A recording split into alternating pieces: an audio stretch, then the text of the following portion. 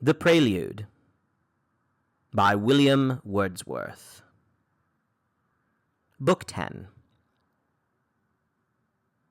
And as the desert hath green spots, the sea small islands scattered amid stormy waves, so that disastrous period did not want bright sprinklings of all human excellence, to which the silver wands of saints in heaven might point with rapturous joys.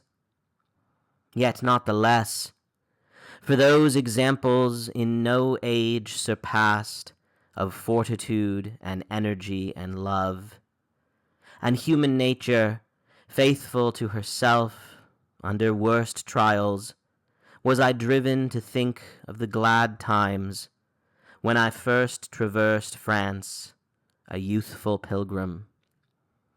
Above all reviewed that eventide, when under the windows bright, with happy faces and with garlands hung, and through a rainbow arch that spanned the street, triumphal pomp for liberty confirmed, I paced, a dear companion at my side, the town of Arras, whence with promise high issued, on delegation to sustain humanity and right, that Robespierre, he who thereafter, and in how short time, wielded the sceptre of the atheist crew.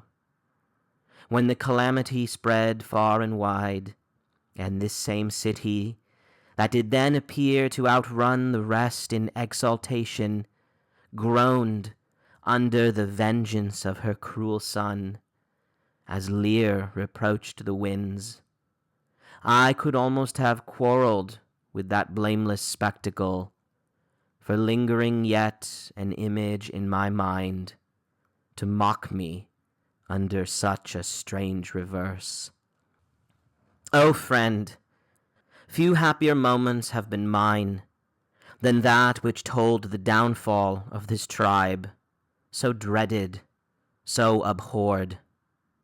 The day deserves a separate record. Over the smooth sands of Leven's ample estuary lay my journey, and beneath a genial sun, with distant prospect among gleams of sky and clouds and intermingling mountain tops, in one inseparable glory clad, creatures of one ethereal substance met in consistory like a diadem or crown of burning seraphs as they sit in the empyrean. Underneath that pomp celestial lay unseen the pastoral vales among whose happy fields I had grown up from childhood. On the fulgent spectacle that neither passed away nor changed, I gazed enrapt. But brightest things are wont to draw sad opposites out of the inner heart, as even their pensive influence drew from mine. How could it otherwise?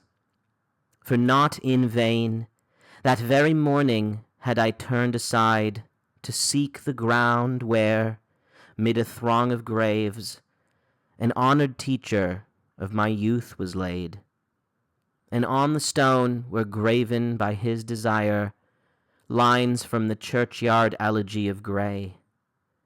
This faithful guide, speaking from his deathbed, added no farewell to his parting counsel, but said to me, my head will soon lie low. And when I saw the turf that covered him, after the lapse of full 8 years, those words, with sound of voice and countenance of the man, came back upon me, so that some few tears fell from me in my own despite.